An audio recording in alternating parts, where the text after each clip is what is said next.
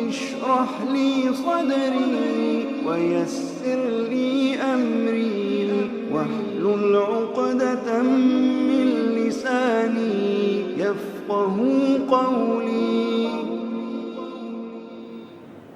اللہ تعالیٰ کی بے پایا حمد و ثنا کے بعد درود و سلام و رحمت عالم نبی مکرم رسول معظم محمد الرسول اللہ صلی اللہ علیہ وسلم کی ذات پر، اور اللہ کی رحمت نازل ہوں صحابہ کرام پر، تابعین پر، ائمہ دین، فقہاء کرام، مجاہدین اسلام اور اولیاء اعظام پر۔ اللہ تعالیٰ اس پوری کائنات کا، اس کے ذرے ذرے کا، اس کے قطرے قطرے کا خالق اور مالک ہے۔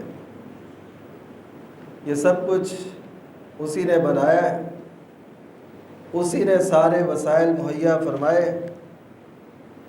اور اس نے تمام مخلوقات کی رزق کی ذمہ داری اپنے اوپر لی۔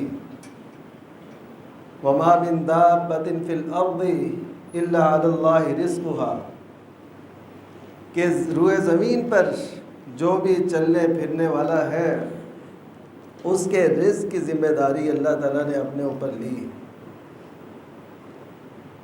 وہ رزاق ہے۔ ہمیں تو دنیا میں آنے کے بعد کچھ سمجھ آتی ہے، ہم اہتمام کرتے ہیں اس کا، لیکن آپ جانتے ہیں کہ ہماری ارواح اس وقت سے وجود میں تھیں جب تک اللہ تعالیٰ نے عالم ارواح کو پیدا کیا، اور یہ سلسلہ چلتے چلاتے جنت جہنم تک یہ رہے گا۔ ہمیں تو دنیا میں ایک اپنے وسائل پہ کچھ ناز کرنے کا موقع ملتا ہے، جس کی طرف چاہے کوئی نسبت کر دے ان وسائل کی جو اللہ مالک نے عطا کیے، جو جس کی طرف ان کو منسوب کر دے یہ مجھے اس نے دیا ہے، یہ اس نے دیا ہے۔ لیکن حقیقت یہ ہے کہ اللہ تعالیٰ نے اس وقت سے ہماری ذمہ داری اٹھائی ہوئی ہے جب تک ہم اس دنیا میں نہیں آئے تھے، اس دنیا سے جانے کے بعد بھی اسی کے ذمے ہیں، اور یہ آخرت میں جو کچھ ہمیں ضرورت ہوگی، جس چیز کی ہمیں چاہت ہوگی، یا اللہ معاف کرے جو دوسرے لوگ ہوں گے جن کو اللہ تعالیٰ جہنم میں ڈالے گا، تو ان کے سارا وہ رزق اور جو کچھ اللہ تعالیٰ نے عطا کرنا ہے ان کے زندہ رہنے اور رکھنے کے لیے وہ اللہ کے ذمے ہے۔ نبی کریم صلی اللہ علیہ وسلم نے فرمایا کہ جب شکم مادر کے اندر پیدائش ہوتی ہے اور 140 دن گزرتے ہیں، یعنی 4 ماہ کا عرصہ گزرتا ہے، تو اللہ تعالیٰ ایک فرشتے کو بھیجتے ہیں جو اس کا رزق، اس کی اجل اور اس کا سعید یا شقی ہونا، یعنی بدبخت یا نیک بخت ہونا، یہ وہاں پہ لکھ دیا جاتا ہے۔ تو ہم ابھی دنیا میں نہیں آئے تھے، تو اس دنیا سے جو ہمارا رزق تھا وہ اللہ تعالیٰ نے اس وقت لکھوا دیا تھا کہ اس نے اتنی عمر پانی ہے، اس نے یہ کام کرنے ہیں، اور اس کا یہ رزق ہوگا۔ یہ اللہ تعالیٰ نے لکھ دیا تھا۔ کوئی ہے ایسی استطاعت رکھنے والا، ایسی طاقت رکھنے والا؟ تو جو انسان اب دنیا میں کھا رہا ہے، کما رہا ہے، اپنے بچوں کے لیے ایفرٹ کر رہا ہے، جو بھی اس کے سلسلے ہیں، جو بھی وسائل ہیں، وہ سب اسی کی بنیاد پہ ہیں جو اللہ تعالیٰ نے لکھوا لیا تھا جب ہم دنیا میں نہیں آئے تھے۔ اب چاہے آپ اس کی نسبت دنیا کی طرف کر دیں، اپنی محنت کی طرف کر دیں، لوگوں کی طرف کر دیں، ہستیوں کی طرف کر دیں، شخصیات کی طرف کر دیں، آپ کہیں کہ اس نے مجھے دیا ہے، نہیں، یہ سب کچھ وہی کچھ مل رہا ہے جو اللہ تعالیٰ نے ہمارے نصیب میں لکھا تھا، اور ہمارے دنیا سے آنے سے پہلے ہی یہ سب کچھ لکھ دیا گیا۔ اسے کہتے ہیں رزاق۔ یہ ہے اللہ تعالیٰ کی صفت رزاقیت۔ اور آپ جانتے ہیں بعض اوقات ہم ایک رزق کی تلاش میں، اور رزق کا مطلب صرف روزی تک محدود نہیں ہے۔ ہمارے ہاں رزق صرف روزی تک سمجھا جاتا ہے۔ رزق میں اولاد بھی آتی ہے، اس کے دلائل ہیں، میں اس کی تفصیل میں نہیں جاتا۔ رزق میں جو اللہ تعالیٰ صلاحیت دیتا ہے وہ بھی آتی ہے، جو اللہ تعالیٰ یہ اعضاء صحیح سلامت دیتا ہے یہ بھی اس کا رزق ہے۔ جو اللہ تعالیٰ نے ہماری زندگی میں جو کچھ عطا کیا ہے یہ سب رزق ہے اور اس کا ذمہ اللہ تعالیٰ نے لیا ہوا ہے۔ تو جب ذمہ اللہ نے لیا ہے تو پھر ہمیں نہ تو پریشان ہونے کی ضرورت ہے اور نہ ہمیں ان کو کسی اور کی طرف منسوب کرنے کی ضرورت ہے کہ ہمیں وہ دیتا ہے، ہمیں وہ عطا کرتا ہے۔ لوگوں نے مختلف نام رکھے ہوئے ہیں اور وہ اسی حساب سے ان کو وہ صلاحیتیں یا وہ عطا کرنے والا وہ کچھ دیتے ہیں۔ میں نام جان کے نہیں لیتا، کسی کو وہ گراں نہ گزرے کہ یہ ایسا کیوں کیا جا رہا ہے۔ حقیقت یہ کہ اگر ہم ایک چیز صرف نوٹ کریں کہ جو لوگ ہمارے علاقوں کے، ہمارے شہروں کے، ان کے نام کی کوئی چیز نہیں دیتے، جن کے نام کی لوگ چیزیں دیتے ہیں، دودھ لاتے ہیں، دیگیں بانٹتے ہیں، جو لوگ یہ کام نہیں کرتے، میرا ایک سوال، جو لوگ دیگیں نہیں چڑھاتے، نذرانے نہیں دیتے، جو لوگ کچھ جا کے وہاں نہیں دیتے، مجھے بتائیے کہ ان کے کام کون کرتا ہے؟ اگر وہ کر رہے ہوں تو جو ان کو نذرانے نہیں دیتے ان کے کام تو نہیں ہونے چاہیے نا، ان کو تو اولاد نہیں ملنی چاہیے، ان کو تو رزق نہیں ملنا چاہیے، کیونکہ وہ تو کبھی نہیں گئے، اور جب سے آنکھ کھولی انہوں نے کبھی ایسا تصور بھی نہیں رکھا کہ ہم غیر اللہ کے سامنے اپنا اس جبین کو اس کے سامنے جھکائیں، اس کے لیے ایک پائی بھی خرچ کریں غیر اللہ کے نام پہ، تو ان لوگوں کے کام تو پھر نہیں ہونے چاہیے تھے۔ میرے دوستو، یہ اللہ تعالیٰ ہی کا حوصلہ ہے۔ نبی کریم صلی اللہ علیہ وسلم نے ارشاد فرمایا، ما احد اصبر علی اللہ، کہ اللہ تعالیٰ سے زیادہ حوصلے والا اور کوئی نہیں ہے۔ یجعلون لہ ندا، وہ اس کا شریک ٹھہراتے ہیں، اس کا برابر قرار دیتے ہیں۔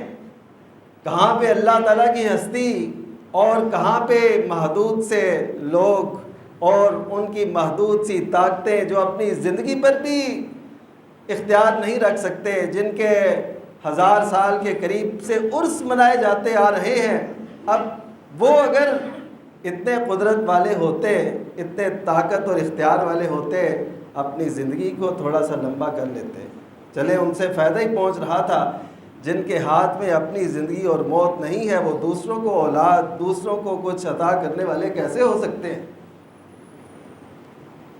پھر ہم جب آیات کی روشنی میں، حدیث کی روشنی میں یہ بیان کرتے ہیں کہ اللہ تعالیٰ کے ساتھ کسی کو شریک نہ ٹھہرایا جائے، تو وہ کہتے ہیں کہ یہ ساری جو آیات ہیں یہ تو ہیں بتوں کے متعلق، یہ ساری آیات بتوں کے متعلق ہیں، وہ ہستیوں کے متعلق، اولیاء اللہ کے متعلق نہیں ہیں۔ میں ان سے کہتا ہوں، آپ بھی پوچھئے گا، ان سے یہ سوال کیجئے، ٹھیک ہے تم کہتے ہو یہ بتوں کے متعلق نہیں ہے، یہ بتوں کے متعلق ہیں اور دیگر کے متعلق نہیں ہیں، تو مجھے ان سے آپ عرض کریں کہ وہ آیات دکھا دیں جن میں ان سے مانگنے کا کہا گیا ہے۔ ایک زندگی کا اہم مسئلہ ہے نا کہ اس کے بغیر ہمارا کوئی مسئلہ حل ہو ہی نہیں سکتا، اس کے بغیر ہم جی نہیں سکتے، ہمیں دولت، ہمیں اولاد نہیں مل سکتی۔ اگر یہ ہماری زندگی کا اہم ترین ایک مسئلہ ہے تو پھر اللہ تعالیٰ نے وہ آیات کیوں نہیں اتاری جن میں یہ کہا گیا ہو کہ تم ان سے جا کے مانگا کرو؟ وہ بھی تو آیات ہونی چاہیے تھی، وہ احادیث ہونی چاہیے تھی۔ نہیں میرے دوستو، یہ ایک بھول ہے، یہ غلط فہمی ہے، اور قرآن مجید کی کئی آیات بالکل اس ضمن میں واضح ہے، اور ان لوگوں نے ان کی تعویل کی صرف اپنے نقطۂ نظر کو تحفظ دینے کے لیے۔ اللہ تعالیٰ فرماتے ہیں جن کو یہ پکارتے ہیں نا اللہ کے سوا، وہ یہ بھی نہیں جانتے وما یشعرون ایان یبعثون، ان کو یہ بھی نہیں پتا کہ ان کو کب اٹھایا جائے گا۔ تو اب مجھے بتائیے، بتوں کو اٹھایا جائے گا؟ بتوں کی دوسرے جہاں کے اندر اٹھان ہوگی، ان کو اٹھایا جائے گا؟ نہیں۔ ان کو اٹھانے کا مقصد کیا ہے؟ تو اس وجہ سے وما یشعرون ایان یبعثون کے الفاظ بتاتے ہیں کہ جن کو تم اللہ کے سوا پکارتے ہو وہ فوت شدہ ہیں. یہ لفظ ہے باقاعدہ قرآن مجید کے کہ وہ فوت شدہ ہیں اور ان کو یہ بھی نہیں پتہ کہ وہ کب اٹھائے جائیں گے. چلیں موت کی تو کوئی تعویل آپ کر سکتے ہیں, آپ کہہ سکتے ہیں کہ جی ہر چیز کی موت علیحدہ علیحدہ ہوتی ہے. زمین کی موت کیا ہے کہ اس کا بنجر ہونا, انسان کی موت کیا ہے کہ اس کا روح کا نکل جانا. تو اس کی تعویل کیا ہوگی کہ وما یشعرون ایان یبعثون, کہ ان کو یہ بھی نہیں پتہ کہ وہ کب اٹھائے جائیں گے. تو جب اللہ تعالیٰ نے یہ فرما دیا تو مجھے بتائیے کہ اس سے مراد پتھر ہو سکتے ہیں, لکڑی ہو سکتی ہے, اس سے مراد ظاہر ہے جن کو اٹھایا جانا ہے وہی ہو سکتے ہیں. اور قرآن مجید اپنے مفہوم میں اس عقیدے کو بالکل واضح اور دو ٹوک انداز میں پیش کرتا ہے. اور قرآن مجید ہم سے سوال کرتا ہے کہ ان الذین تعبدون من دون اللہ, کہ وہ جن کی تم اللہ کے سوا عبادت کرتے ہو, وہ جن کی تم اللہ کے سوا عبادت کرتے ہو, لا یملکون لکم رزقا, وہ تمہارے لیے کسی بھی رزق کی کوئی بھی ملکیت, کوئی بھی طاقت نہیں رکھتے. یہ قرآن مجید ہے. اس کو اولیاء کرام کی گستاخی پہ معمول نہ کیجیے گا. ایک محبت کا درس ہے. عقیدے اور عقیدت میں فرق کی ایک بات ہے. دیکھیں لفظ دونوں تقریباً ملتے جلتے ہیں. ایک ہے عقیدہ اور ایک ہے عقیدت. فرق کیا ہے کہ عقیدے میں اگر عقیدت غالب آ جائے, یعنی انسان کہے کہ مجھ سے فلاں سے بڑا پیار ہے, اس کی بڑی کرامات ہیں, وہ یہ اور اس حیثیت کا حامل ہے, اس عقیدت کی بنیاد پہ, اس ارادت اور مریدی کے اعتبار سے وہ عقیدے کو خراب کر لے تو پھر درست نہیں ہے. ہاں عقیدت ہو وہ عقیدے کے ماتحت ہو کہ عقیدہ غالب ہے, کہ کوئی بھی ہستی, کوئی بھی شخص اس کے بارے میں نقطہ نظر اگر قرآن و سنت کے مخالف ہے, متصادم ہے, تو آپ اس عقیدے کو پکڑ لیں اور اس ہستی کو چھوڑ دیں, یا اس کے بارے میں جو آپ کا نقطہ نظر ہے اسے بدل لیں. کیونکہ آخرت میں جو کام آنا ہے وہ عقیدہ ہے. آخرت میں جو کام آنا ہے عقیدہ ہے, اور اس کے بعد پھر عقیدت دیکھی جائے گی. عقیدہ پہلے ہوگا, عقیدت بعد میں دیکھی جائے گی. تو جب عقیدہ ہی خراب ہو گیا تو پھر وہ عقیدت کام نہیں آئے گی. تو اللہ تعالیٰ فرماتے ہیں جن کو تم اللہ کے سوا پکارتے ہو, لا یملکون لکم رزقا, وہ تمہارے کسی بھی رزق کے مالک نہیں ہیں, کسی بھی رزق کے. تو ان آیات سے کیا ہم کچھ سمجھ سکتے ہیں؟ کیا ہم جان سکتے ہیں کہ رزق اس کی جتنی بھی اقسام ہیں وہ دینے والا صرف اور صرف اللہ مالک العلام ہے, اس کے سوا کسی کے اختیار میں کچھ نہیں ہے. اور پھر اللہ نے یہ بھی فرما دیا فابتغوا عند اللہ الرزق, تم نے ابھی رزق جو تلاش کرنا ہے وہ اللہ تعالیٰ کی طرف سے کرنا ہے, لوگوں کے پاس سے نہیں کرنا. ہاں جو وسائل, جو ظاہری اسباب اللہ تعالیٰ نے جو رکھا ہے سلسلہ ایک, اس کے تحت کوئی کرتا ہے تو یہ تو ظاہر ہے شرک نہیں ہے. یہ تو نبی کریم صلی اللہ علیہ وسلم نے بھی اس کی تعلیم دی. سیدنا داؤد علیہ السلام کی مثال دی کہ وہ بھی اپنے ہاتھ کی کمائی سے کھایا کرتے تھے. تو یہ تگ و دو کرنا, یہ جستجو کرنا, یہ تو ٹھیک ہے. اور جو ظاہری اسباب ہیں ان کے ماتحت کسی سے ہم کچھ لیتے دیتے ہیں تو یہ تو ٹھیک ہے. لیکن جب دنیا کے اسباب نہ ہوں تو ایک غیر مرئی نہ نظر آنے والے اسباب خود سے تراش کے اور کسی کے سامنے ہاتھ پھیلانا, اس سے امیدیں وابستہ کرنا, یہ تو یقیناً اللہ تعالیٰ نے اس کی اجازت نہیں دی. نہ ایسا ہو سکتا ہے, نہ اللہ تعالیٰ اپنے کسی شریک کو پسند کرتا ہے. انا اغنی الشرکاء, کہ میں تمام شرکاء سے غنی ہوں. میں کسی کو, اللہ تعالیٰ فرماتے ہیں میں کسی کو نہیں جانتا کہ کون کیا ہے, کس حیثیت کا مالک ہے. جو اللہ تعالیٰ کے ساتھ شریک ہیں ان کی اللہ تعالیٰ کے ہاں کچھ بھی حیثیت نہیں ہے. اللہ تعالیٰ نے تو یہاں تک فرمایا کہ ایک مکھی اگر کچھ چھڑا کے لے جائے, اگر کچھ لے جائے ان سے, تو ان میں تو اتنی بھی طاقت نہیں ہے لا یستنقذوہ منہ شیئا, کہ اس سے وہ لے گئی ہے، جو اس نے کھینچا ہے، سک کیا ہے، اس کو ہی چھین لیں، یہ ایسا بھی نہیں کر سکتے، اس کو واپس لے لیں۔ مکھی بنانا تو بہت دور کی بات ہے، اور بعد میں اللہ تعالیٰ نے یہ فرما دیا ضعف الطالب والمطلوب، جو چاہنے والے ہیں اور جن کو چاہا جا رہا ہے، جو ارادت مند ہیں اور جو مراد ہیں، جو مرید ہیں، جو مراد ہیں، وہ سب کمزور ہیں، وہ کچھ بھی نہیں کر سکتے۔ وہ مکھی بنانا تو دور کی بات، وہ یہ کام بھی نہیں کر سکتے۔ تو یہ اللہ تعالیٰ نے اپنے بارے میں لوگوں کا جو عقیدہ ہونا چاہیے وہ واضح فرمایا۔ تو ہمیں اللہ تعالیٰ نے اس بات سے بھی روکا کہ وَلَا تَقْتُلُوا أَوْلَادَكُمْ خَشْيَةَ إِمْلَاقٍ، کہ تم نے اپنی اولاد کو فقر کے ڈر سے قتل نہیں کرنا۔ نَحْنُ نَرْزُقُكُمْ وَإِيَّاكُمْ، انہیں بھی ہم رزق دیتے ہیں اور تمہیں بھی ہم دیتے ہیں۔ یہ نہ سمجھنا کہ وہ تم پہ بوجھ ہیں، بلکہ یہ سمجھنا کہ تمہیں بھی اور انہیں بھی رزق عطا کرنے والی ایک ہی ذات ہے، وہ اللہ تعالیٰ کی ذات ہے۔ تو انسان بعض اوقات یہ سوچتا ہے کہ یہ مجھ پہ بوجھ ہیں، بعض اوقات یہ سوچتا ہے کہ میں انہیں دے رہا ہوں۔ نہیں، ایسا نہیں ہے۔ یہ اللہ تعالیٰ نے وسائل مقرر کیے، اور یہ اللہ تعالیٰ نے سارا ایک انتظام کیا ہے۔ ہم تو اشرف المخلوقات ہیں نا۔ اللہ تعالیٰ زمین کی تہوں میں رہنے والے ان کیڑوں کو بھی رزق فراہم کرتا ہے جن میں بظاہر ہمیں کوئی ایسا محسوس نہیں ہوتا یہاں بھی زندگی ہوگی کہ نہیں ہوگی۔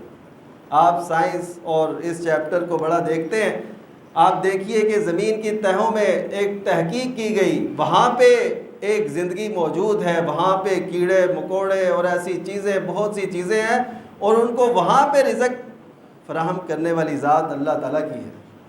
آپ کبھی ایک بالکل بیاباں میں چلے جاتے ہیں، وہاں پہ آپ دیکھتے ہیں وہاں پہ کوئی کیڑے، یہ چونٹیاں، یہ ایسی چیزیں موجود ہوتی ہیں۔ مجھے بتائیے ان کو کون رزق فراہم کرتا ہے؟ وہ اللہ تعالیٰ ہے۔ میرے دوستو، جب ان کو بغیر ایسا کچھ کیے اللہ تعالیٰ رزق فراہم کرتا ہے جو ہم انسان ہونے کے ناطے سے کرتے ہیں، تو پھر اللہ تعالیٰ ہمیں رزق دینے پہ قادر کیوں نہیں ہے؟ کیوں ہم نے اوروں کو اس کے برابر شریک کر لیا، ٹھہرا لیا، اور ان پہ اتنا اعتقاد کرنے لگے کہ اللہ کے نام کی تو غیر خالص چیزیں دی جا سکتی ہیں، لیکن ان کے نام کی غیر خالص چیز بھی دینا ہم حرام سمجھتے ہیں۔ تو یہ وہی بات ہے جو اللہ تعالیٰ نے سورہ انعام میں مشرکین کے متعلق فرمائی تھی۔ تو اس وجہ سے اب ایک یہ سوال پیدا ہوتا ہے کہ اللہ تعالیٰ کے ذمے اگر رزق ہے، یہ ایک سوال ہے، تو پھر لوگ رزق کی وجہ سے پریشان کیوں ہوتے ہیں؟ اب اتنے سیلاب زدگان ہیں، وہ پریشان ہیں، تو کیا اللہ تعالیٰ کے پاس نعوذ باللہ من ذالک رزق ختم ہوا ہے؟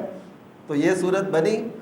ایسا نہیں ہے، ایسا تصور بھی نہیں کیا جا سکتا۔ ایک حدیث کی روشنی میں اس مسئلے کو آپ کے سامنے رکھتا ہوں۔ نبی کریم صلی اللہ علیہ وسلم نے فرمایا کہ تم میں سے اول آخر سارے لوگ ایک میدان میں جمع ہوتے ہیں اور اللہ تعالیٰ سے مانگتے ہیں، جن و انس جمع ہو جائیں، اللہ تعالیٰ سے اپنی اپنی ضروریات کے متعلق مانگتے چلے جائیں، جو دل میں آئے وہ مانگے، جو ان کی حیثیت میں، جو ان کی سمجھ میں آتا ہے مانگتے چلے جائیں، اللہ تعالیٰ سب کو عطا کرتا چلا جائے، تو اللہ تعالیٰ کے خزانوں میں اتنی بھی کمی نہیں آتی جتنی سمندر میں سوئی ڈبو کے نکالنے سے پانی میں کمی آتی، اتنی بھی نہیں آتی۔ سمندر اور سوئی، اس کا کیا تناسب ہو سکتا ہے؟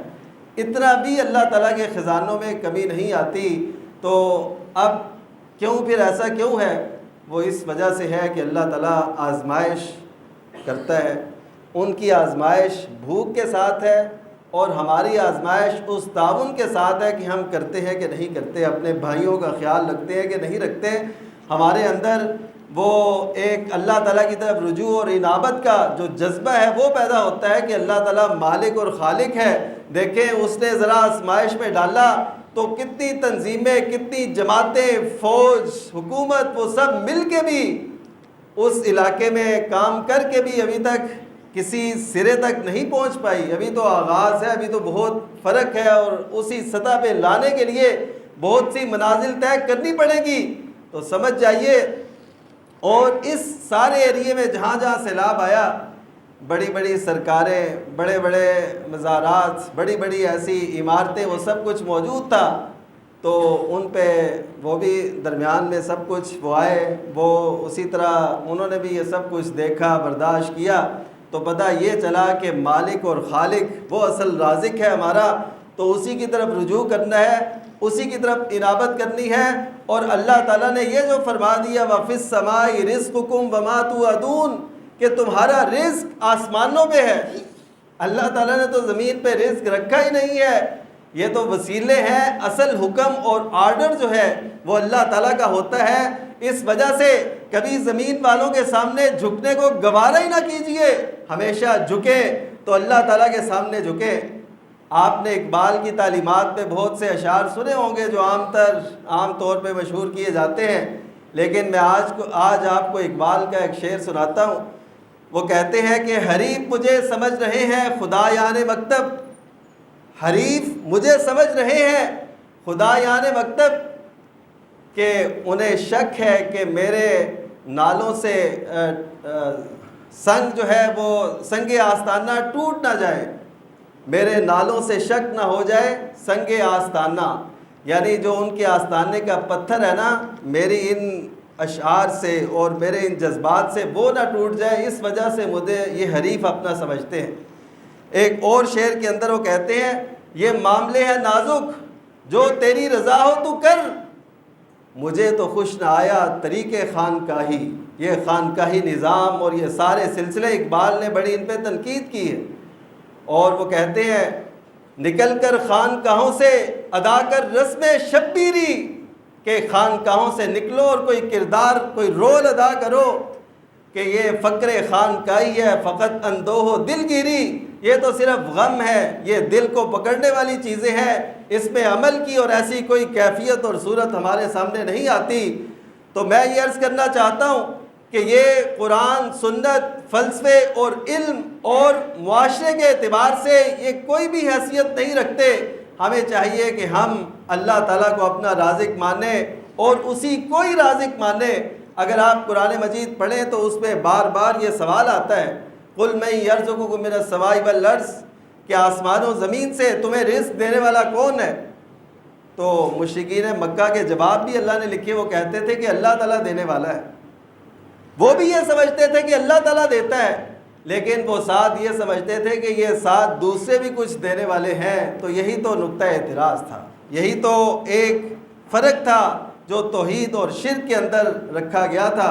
تو آج ہمیں اسی توحید کی طرف پلٹنا ہے، پیار سے، محبت سے لوگوں کے ذہن میں یہ بات ڈالیے، یہ سوال کیجئے کہ تم اتنی آیات کی جو تعویل کرتے ہو کہ اس سے بت مراد ہیں، تو مجھے بتاؤ وہ آیت جس میں یہ ہو کہ اللہ تعالیٰ کے سوا جو نیک لوگ ہیں ان سے مانگنا جائز ہے، یہ تو پوچھئے ان سے۔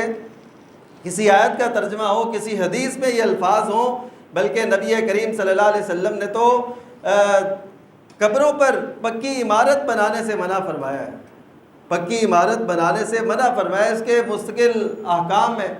وہاں پہ بیٹھنے سے منع فرمایا ہے، قبروں پر ایسے جا کے بیٹھنے سے منع فرمایا ہے، عمارت بنانے سے، کتبے لگانے سے، ان سب چیزوں سے کیوں منع فرمایا؟ اور آپ کی زندگی کے آخری لمحات تھے، آپ اس وقت فرما رہے تھے کہ یہ جو یہود و نصارہ ہیں ان کو اللہ تعالیٰ یعنی اللہ تعالیٰ انہیں ہلاک کرے۔ انہوں نے کیا کیا تھا؟ اپنے انبیاء اور اپنے نیک لوگوں کی قبروں کو سجدہ گاہ بنا لیا تھا۔ یہ حدیث اور صحیح حدیث ہے، کوئی مجھ سے حوالہ چاہے گا میں اس کے سامنے رکھوں گا، صحیح مسلم کے اندر موجود ہے۔ تو حضرت عائشہ اس کی راوی ہیں، وہ کہتی ہیں کہ نبی کریم صلی اللہ علیہ وسلم اپنی امت کو ڈرانا چاہتے تھے کہ ایسا کچھ میرے ساتھ نہ کریں، تو اللہ تعالیٰ نے نبی کریم صلی اللہ علیہ وسلم کے روضہ اطہر کو تو اس چیز سے محفوظ رکھا، لیکن آج ہم دیکھتے ہیں کہ لوگوں نے بہت سے ایسی صورتحال تراش لی ہے، گھڑ لی ہے، اور اس پہ ایسے وابستہ ہو گئے ہیں کہ جیسے اس کے علاوہ دنیا کا گزر بسر ہو ہی نہیں سکتا۔ ان سے پوچھئے کہ جو ان کو نہیں مانتے اس حیثیت سے، ہم اولیاء کے انکاری نہیں ہیں، ہم ان کی اس حیثیت کے انکاری ہیں جو لوگوں نے ان کے معاملے ان کے سپرد کر رکھے ہیں، ہم اس کے انکاری ہیں، اور اسی بات کی دعوت ہم دیتے ہیں، سر عام بھی دیتے ہیں، ہمدردی سے بھی دیتے ہیں، پیار سے بھی دیتے ہیں، محبت سے بھی دیتے ہیں۔ دلائل کی روشنی میں بھی دیتے ہیں۔ اللہ تعالیٰ ہمارے اس عقیدت بھرے جذبات کو عقیدے کے ماتحت کر دے، اس کی دعا کیا کریں۔ یہ کامیابی ہے، یہ ہماری نجات ہے، یہ سفینہ نجات ہے، اس پہ سوار ہو جائیں تو کامیابی ہے۔ اگر توحید میں خلل آ گیا تو اس کے علاوہ پھر کچھ نہیں بچتا۔ اللہ تعالیٰ ہم سب سے راضی ہو جائے۔ وآخر دعوانا الحمدللہ رب العالمین۔ اشرح لي صدري ويسر لي أمري واحلل عقدة